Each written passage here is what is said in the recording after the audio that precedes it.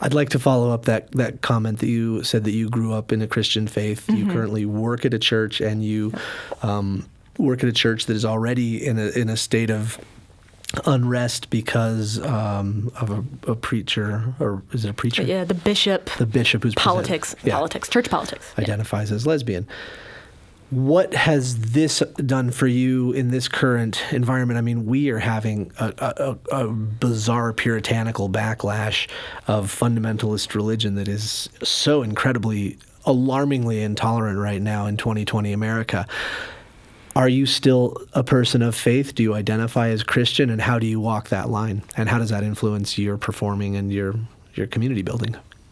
Yeah, it influences my songwriting a lot. Yeah. Talk about that. Yeah. I mean, there are just, well, I'll say first that as far as I identify spiritually, I typically say that Christianity is my primary language. It's the language I was taught first.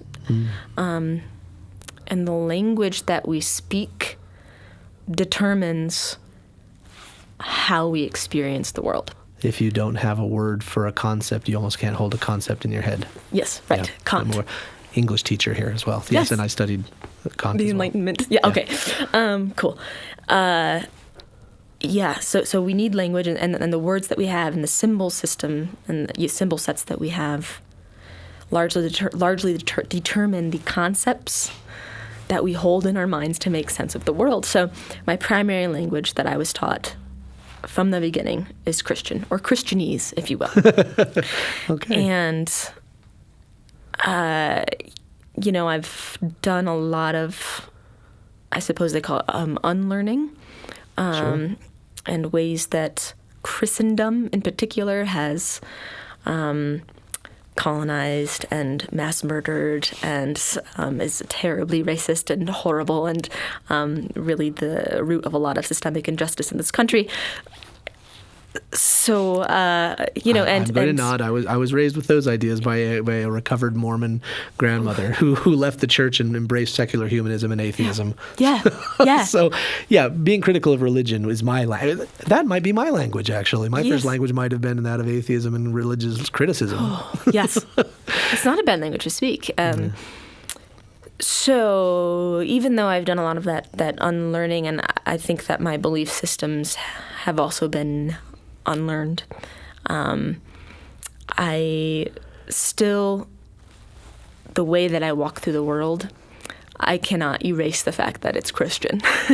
I think that some of the songs that I was listening to from your music would resonate with a person of faith or a Christian. I think that some of the concepts and the words that you're using would be there for a person who relies on that link to a God figure. Yeah, so a lot of those, so Vapor, which was my first full-length album, so my second to most recent album, and I wrote that when I was still an undergrad at a Christian college, so I was still like in the thick of it, coming out to myself for the first time. And so a lot of that is me deconstructing a lot of religious concepts and trying to reconstruct in a creative way so that I could still hold it together.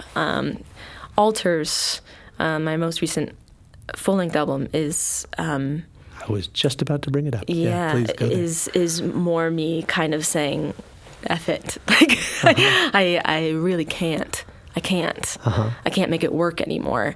And also, thank you for what you've given me and for the framework and for the experiences that you've given me.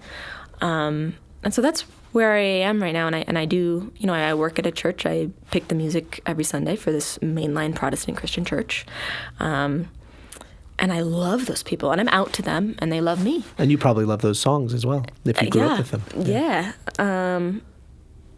So I like to say that I'm more critical of Christianity now, but less cynical. Interesting. Yeah. And so I hold it. You almost had to come out softly. with a reaction against, and then you can come back and incorporate the good parts. Yeah.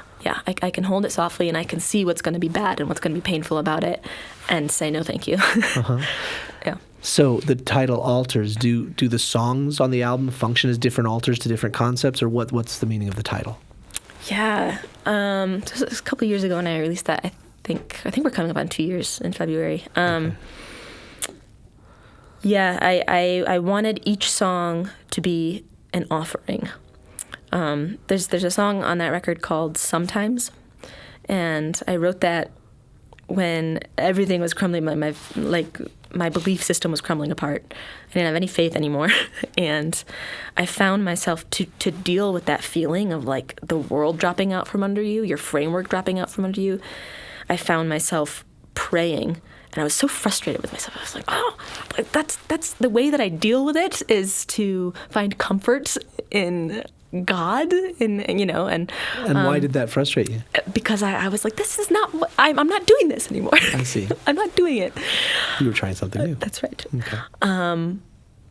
But then through writing that song, I embraced it. I said, well, my doubt and my frustration and my belief system falling apart, if I am honest about it, that is a beautiful offering, which is something we talk about in Christianity a lot, right? It's like give your first fruits, or give your best for the Lord, for the Master, for the whatever. Mm-hmm. And I reframed it for myself in writing that song to mean, okay, if I'm giving my best, I'm giving my all, and I'm giving the fullness of myself to anything, to my life, to my being, to my community, even if that's doubt or anger, which, identifying as a woman at that time was a big deal to be able to give my anger and call it good and call that a faithful offering. Mm-hmm. That was a big deal to me. So all those songs. That's one of those forbidden emotions on some versions of the binary, right? Yeah. And right. some of those songs continue. Right. Yeah. Those songs, each of the songs on that album, I think captures me at a different point in that journey of losing faith, finding a different kind of faith, coming out to myself. It was that really kind of formative time in undergrad college, right? And young adulthood, where my frontal lobe is just coming into existence. It's just finding itself. Do you mind if I ask how old you are now? I'm 26. Okay. Yeah. Just experiencing that quarter-life crisis. Yeah, totally. So far you've talked about using therapy as a tool to know yourself and to process. I know some people talk about singing and writing and their creative process as another form of that. Would you say that works is true for you as well? Totally. And then now, of course, you're also talking about the role that prayer has had in your life. Now, that's not a role that I've ever had, but is prayer a place that a person can go to make meaning or connect with oneself? I think so. I think people do. I think the only way that I can conceptualize prayer now for it to be more palatable for me, and I think that's really important. Like as far as like religion goes, and anyone who's been hurt by religion, I think that the way out of that into a more self-loving place is to empower yourself to re-theologize and reconstruct and reframe everything that you've been taught. Give yourself that power. So I've reconstructed. Pardon? What a journey! Yeah, it's beautiful. That's why I'm in seminary now, actually, but I'm getting my MDiv. But what were we talking about? Prayer. Yeah. So the way that I recontextualize. Yeah, recontextualize prayer is to say that it brings me out of myself. It helps me. It's almost like an external processing tool, but it also lets me speak something aloud and let it not be judged. And I know that a lot of people probably view prayer as like the opposite, like you speak it aloud and then it's judged. But if you believe in the judge. If you believe in the judge, right. Sounds like you're replacing that concept. Yeah. To sort of a compassionate being, I can just, I can speak it aloud and let it sit. And it sort of, it brings me out of... out of the circles we and the narratives we tell ourselves in our heads that are not healthy for us. Yeah. Well, you said in the praying, you found yourself going, no, I don't want to be praying, but I'm not praying to the Lord, I'm praying to myself, or you found something. Have you replaced that concept of the Lord or a God or a judge with some other entity, or have you embraced sort of a more open-ended question mark? Yeah. I do love Christian theology here, and it's it's the concept of the Trinity.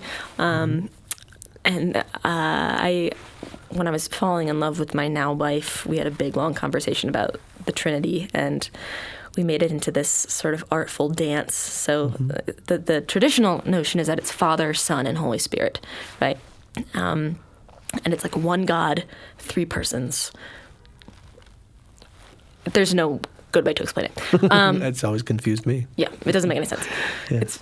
But my wife and I we sort of, again, reframed it and re-theologized. And we're like, well, it's more like creator, creative inspiration, and then creation.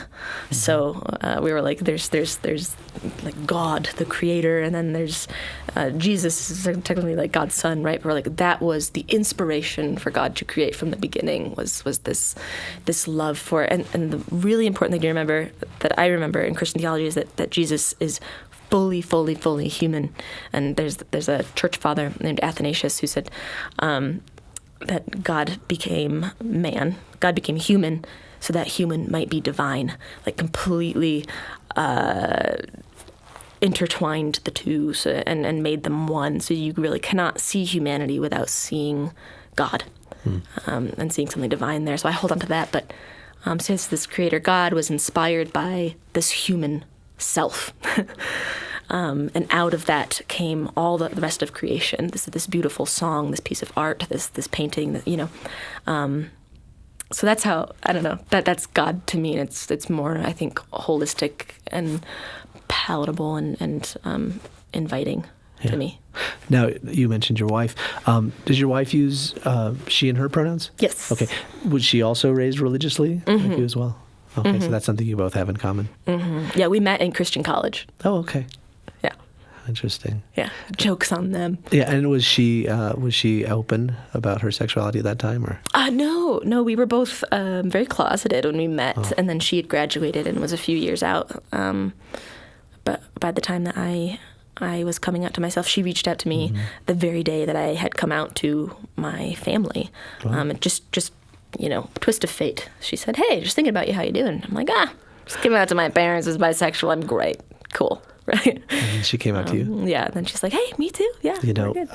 You're historically in very good company. My grandmother was I guess she was sort of the matriarch for the gay population of Utah, because cool. What ended up happening a lot is there was a whole population of people in Utah who really push it down and really push it down and really push it down, and then they're thrown into a mission, and then they're discussing these deep ideals from the heart of spirituality with one same-sex partner for a very long time, and many relationships are born in that, and it's very confusing, and the church has been very horrible. And you said something about people who have been hurt by religion, and I see this as a theme in this generation. Our society is becoming much more tolerant is the wrong word, because tolerating implies that something is wrong, but becoming accepting, normalizing the fact that people have this whole spectrum of attractions. Why do you think it is that religion is hurting this group of people so much? And is there a future for religion to even continue to exist and incorporate that? Or is that going to be the end of it? I mean, are we going to have this division grow bigger? Where do you see it going? I don't know, man. I don't know. I think that religion gets to oppress already oppressed groups as an act of power. And I mean, and so much of Christianity is so, especially evangelical Christianity, is so fear-based, right? Yeah. Do this or else, and yeah, it really is extrinsic. Phobias, is that right? Extrinsic motivation? It's not an intrinsic feeling. It's yeah. This, the authority says this. Yeah. And do this or you will be punished or rewarded. Yeah. And I mean, I know that I grew up Catholic, so my dad's side is Catholic, and there's something kind of lovely about there being some authority figure that you don't have to question, and then that you just participate in the ritual and the tradition and the.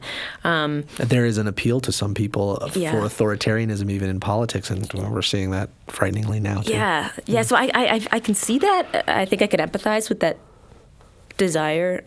But yeah, you're right. It's religion is a huge culprit of further marginalizing people, and it sucks when religion does it, because if they tell you your existence is invalid, it's like God's telling you that, right? They're speaking for God, and that's where they get their power. That's right. Yeah. Mm-hmm. So that's rough, but I don't know what the future is. I don't know what the future is. I hope it's.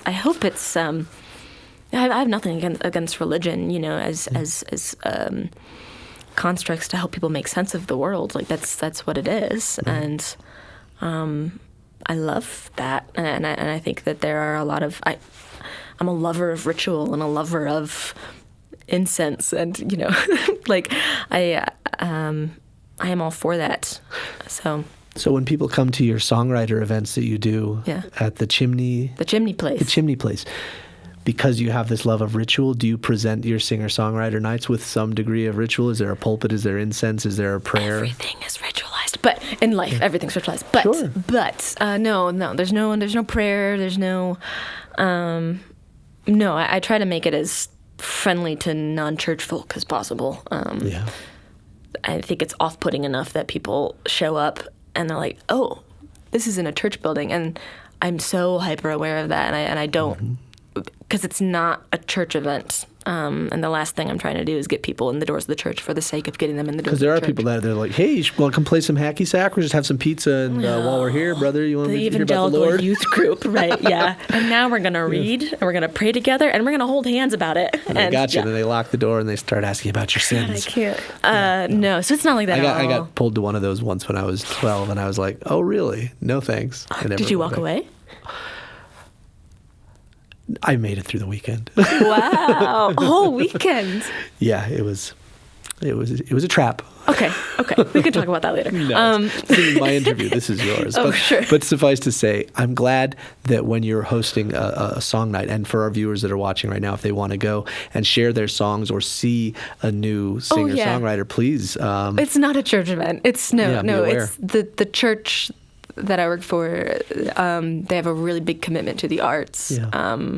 They want to be patrons of the arts, and they know that they have more resources than a lot of us grassroots songwriters have. Absolutely. So it's their gift to our community, and so we take it freely. I know plenty of musicians, even some atheist musicians, whose biggest paycheck comes from Sunday gigs. So churches have money. They have the ability to support community. And it sounds like your church is doing a shakeup as far as their views on the LGBTQ community. Yeah, they're cool. LGBTQT community. Yeah, well done. LGBTQ. I got LGBTQ plus. Plus.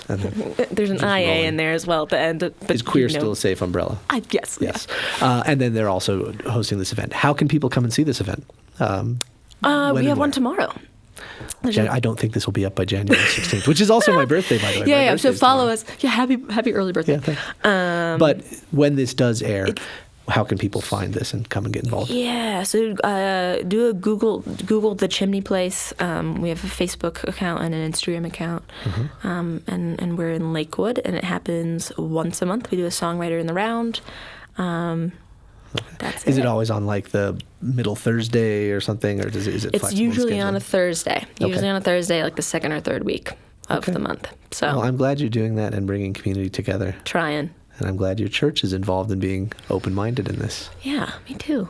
Yeah. They've been really easy to work with. Thank you very much for sharing so much. And thank you for sharing your music. Again, my name is Aaron Ukulele Loki Johnson. This is Your Neighbor Speaking. You can find me on Your Neighbor Speaking on Facebook and YouTube. I also do Your Neighbor Farming, where I talk about sustainability in my urban farm. And you can see my guest and hear their music at Jenny LaJoye on Spotify. That's Jenny LaJoye. And as always, subscribe and follow Free People TV and Free Music for Free People on YouTube and Facebook. Thanks for joining us today.